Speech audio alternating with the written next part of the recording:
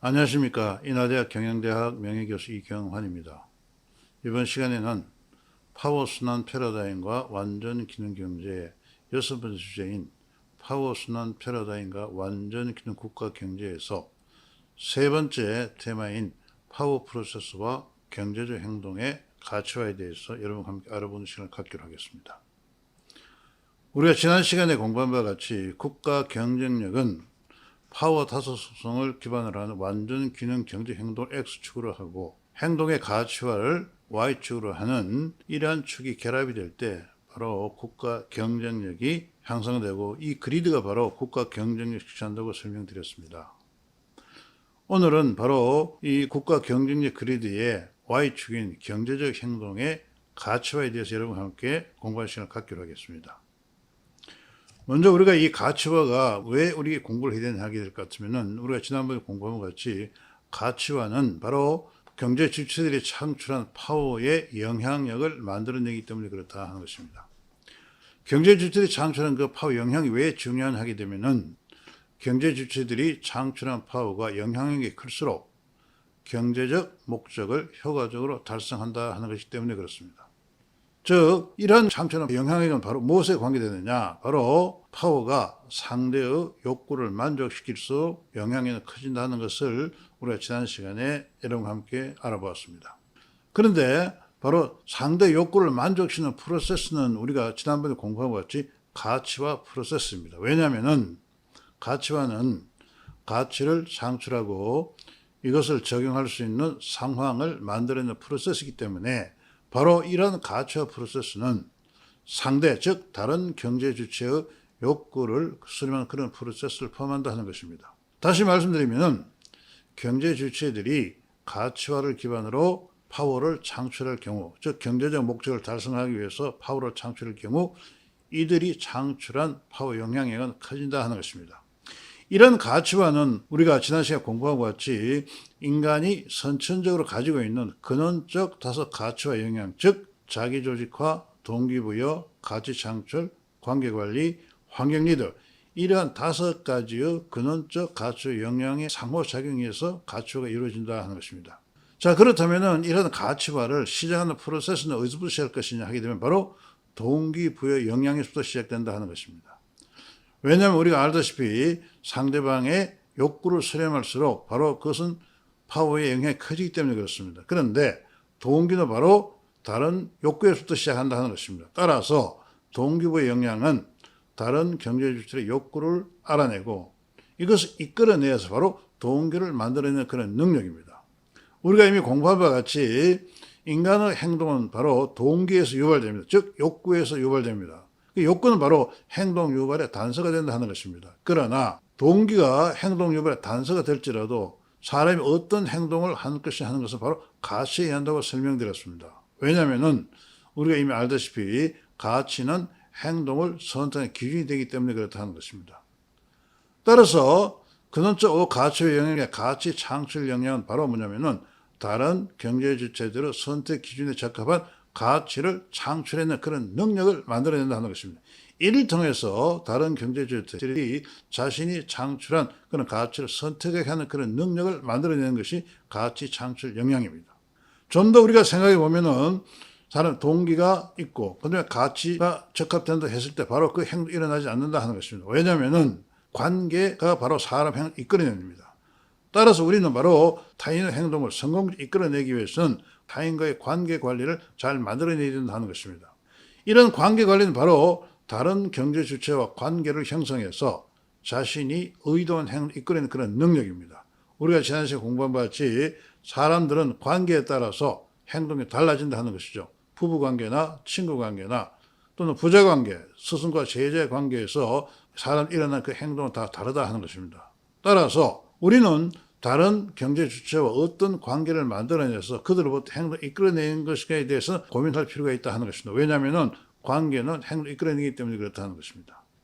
또한 이 근원적 가치와 영향 중에 바로 환경 리더의 영향이 있습니다. 환경 리더라는 것은 무엇이냐? 인간이 창출한 가치는 환경에 따라서 그 가치가 달라질 수 있다 하는 것입니다. 예를 들어 보겠습니다.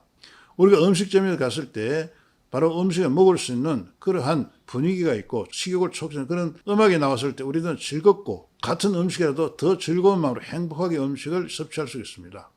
이건 바로 같은 음식이라도 음식을 먹는 환경에 따라서 그 음식의 가치가 달라지기 때문에 그렇다 하는 것입니다. 따라서 이것은 바로 환경에 의해서 가치가 달라진다 하는 것이죠. 그래서 우리는 이것을 환경 리드 영향이라고 합니다. 그 환경 리드 영향이란 무엇이냐? 우호적인 태도나 상황 창출을 통해서 다른 경제 주체들에게 자신이 창출한 가치를 높이는 능력이다 하는 것입니다. 따라서 환경 리더 영향은 바로 가치를 높이기 위한 우호적인 상황을 창출합니다. 이러한 상황, 즉 동기와 가치 창출, 관계관리, 환경 리더 이것을 만족시키는 자신의 가치와 요소를 만들어낼 때 우리는 바로 자신이 만든 파워가 영향이 커지고 이것이 바로 가치가 이루어진다 하는 것입니다. 자신이 만들어내는 가치와 요소를 만들어내는 그 프로세스 우리가 자기 조직화 영향입니다. 자기 조직화 영향은 보시다시피 유명적 자원을 결합해서 가치와 요소를 창출합니다. 이런 가치와 요소는 본문에 나와 있듯이 가치와의 방향을 규정하고 가치 창출과 소멸의 원인을 그런 제공하는 프로세스를 만들어내는 것입니다. 다시 말씀드리면 가치화라는 것은 근원적 다시 가치와 영향의 상호작용을 통해서 바로 가치화를 만들고 이런 가치가 이루어질수록 우리가 만든 경제 주체가 만든 영향이 커진다 하는 것입니다. 또한 이와 같은 근원적 다섯 가치 영향은 좀 전에 말씀드린 것처럼 선천적인 것으로서 각각 고유한 자아 정체를 만들어내고 가치의 원천을 제공한다 하는 것입니다. 이러한 가치와 영향이 어떻게 작용하는가에 대해서 우리 실증한 연구들이 있습니다. 연구를 잠시 소개해 보겠습니다. 우리가 표 6의 4를 보면은 이것은 중국의 천진시의 물류기업에 속한 152명이 작용하는 근원적 가치와 영향에 따라서 이들을 세 개군으로 분류한 것입니다. 첫째 1군을 보시게 되면은 62명은 바로 자기 조직과 동기부의 가치 창출 환경 관계가 영향 모두가 마이너스 값을 가지고 있습니다. 1군의 62명은 가치화가 전혀 이루어지지 않고 있다 하는 것입니다. 그러나 상군 67명을 보면은 근원적 다섯 가치와 영향 모두 양의 큰 값으로 나타나고 있습니다. 따라서 상군 67명은 바로 가치화를 잘하고 있는 그런 종업원들입니다. 그 1군과 상군의 이들의 바로 성과, 업무 성과를 비교해보면은 그 표가 그림 6-3에 나와 있습니다. 1군의 사람들을 보면은 파란 것이 비전 공공 업무 충실이고 빨간 것이 판단과 확신, 녹색이 경쟁과 협력과 자신감입니다. 1군에 속한 62명의 사람들에게는 가치가 전혀 되고 있지 않는데 이들은 바로 이러한 네 가지의 바로 성과에서 모두가 마이너스 값을 가지고 있습니다. 그러나 3군의 67명의 경우를 보게 되면은 비전 공감, 업무 충실, 판단과 확신, 혁신 능력과 경쟁과 협력, 이 자신감, 이 세 가지 차이 모두 아주 큰 양의 값을 가지고 있죠. 따라서 가치화가 진전되면 진전될수록 이들의 업무 성과와 역량이 향상되고 있다는 것을 알 수가 있습니다. 또한 2군의 경우에는 보면은 플러스 값과 마이너스 값을 가지고 있습니다. 따라서 2군의 경우를 보게 되면은 바로 평균 수준에 접근하는 그런 업무 역량을 나타내고 있다 하는 걸 알 수가 있습니다. 이러한 실증 연구로부터 우리는 개인이 가치와 역량이 즉 근원적 다섯 가치와 역량이 발현할수록 이들의 업무 역량은 매우 향상된다 하는 걸 알 수가 있습니다. 지금까지 설명드린 이 근원적 다섯 가치와 역량은 바로 인간이 선천적으로 갖고 태어난 그런 가치와 역량입니다. 그러나 우리가 좀 전에 살펴본 것 같이 어떤 사람들에게는 가치와 영향이 전혀 나타나고 있지 않고 있으며 또 어떤 사람에게는 근원적 가치와 영향이 아주 잘 나타나고 있습니다. 따라서 그렇다면 근원적 가치와 영향이 나타나고 있는 사람들에게 어떻게 하면 좋겠느냐 하는 것입니다. 이럴 경우 우리는 바로 파워 프로세스를 통해서 이 가치와 영향을 학습할 수가 있다 하는 것입니다.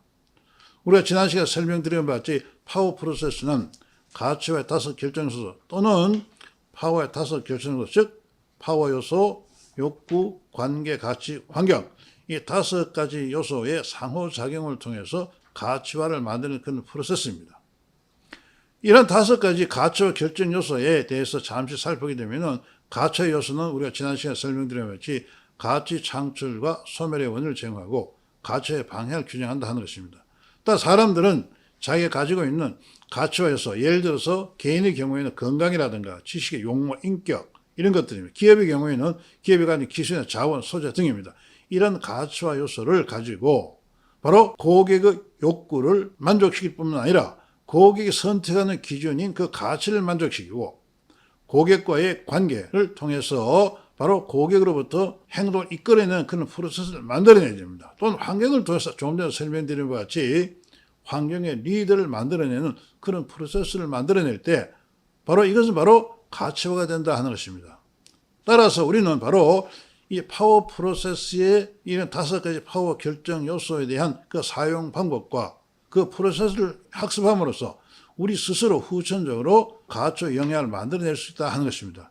이런 예를 우리가 살펴보게 되면은 6-14절에 보시게 되면은 이것은 중국 산동성의 전기전자의 102개 기업의 경영활동에서 파워 프로세스를 기반한 가치와 순위다 이를 3개쯤에 분류했습니다. 자, 그 내용을 보게 되면은 1군에 속한 43개 기업을 보시게 되면은 좀 전에 설명드린 5가지 가치 결정 요소가 즉 가치 요소, 욕구, 가치, 환경, 관계 모두가 아주 큰 양수의 값이죠.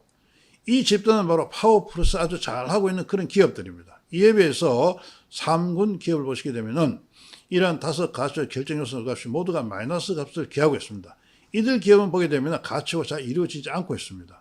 이들의 경영 성과를 보면은 1군 기업은 경제적 성과와 조직 실질성에 모두 큰 플러스 값을 가지고 있습니다. 즉 파워 프로세스는 가치가 될수록 이들의 경제적 성과와 조직 실질성이 아주 높아집니다. 그러나 상군 기업을 보게 되면은 바로 전체가 마이너스 값을 가지고 있죠. 왜냐하면 좀 전에 설명했지 이들은 바로 파워 프로세스를 사용하고 있지 않기 때문에 그렇습니다.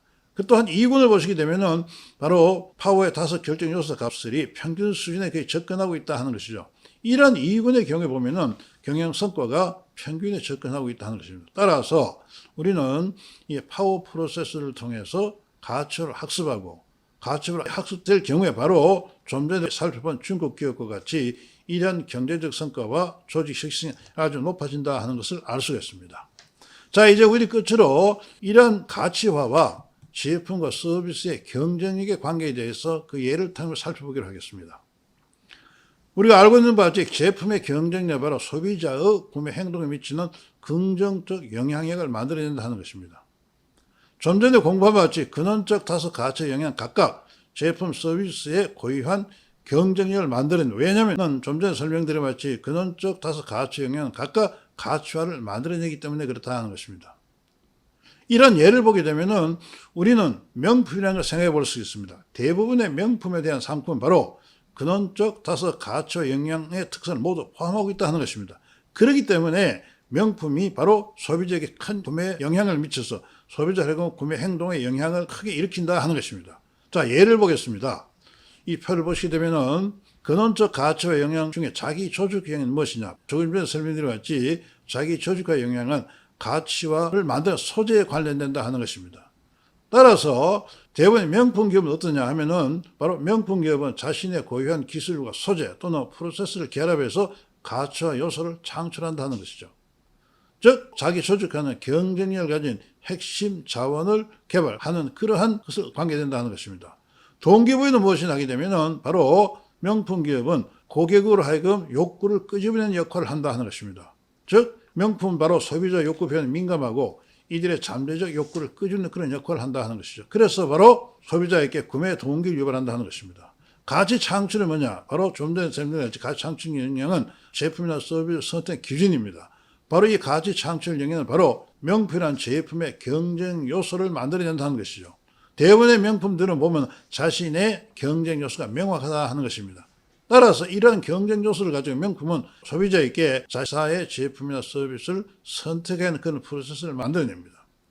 환경을 이유는 어떠냐? 좀 전에 설명드린 것 같이 바로 자신이 창출한 제품에 대해서 우호적인 환경을 통해서 보다 제품까지 높아 보이게 된다 하는 것이고 이것은 바로 대부분 명품 매장을 보게 되면은 고객이 접근 유리한 곳에 있을 뿐만 아니라 명품 매장에 있는 그 환경이라든가 상황이 그 상품에 어울리게 구성되어 있습니다. 바로 이것이 바로 환경 리더를 만들어낸다 하는 것이죠. 이런 환경 리더는 자사 제품이나 서비스에 대해서 고객의 우호적인 지각을 위한 환경을 창출해낸다 하는 것이죠. 마지막으로 관계관리 영역은 뭐냐? 관계관리는 지난주에 설명드린 것 같이 고객과 본질이 하나된 그런 프로세스를 만들어냅니다. 즉 명품 기업들은 바로 항상 고객과 신뢰관계를 중시해서 철저한 품질과 도모한다는 것이죠.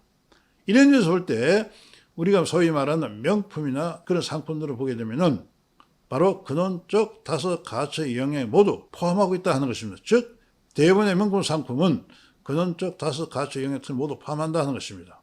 따라서 제품을 창출해서 판매 이런 일련의 과정에서 근원적 5가치의 영향이 능률적이거나 동시다발적일수록 제품은 그런 제품의 경쟁을 누린다 하는 것입니다.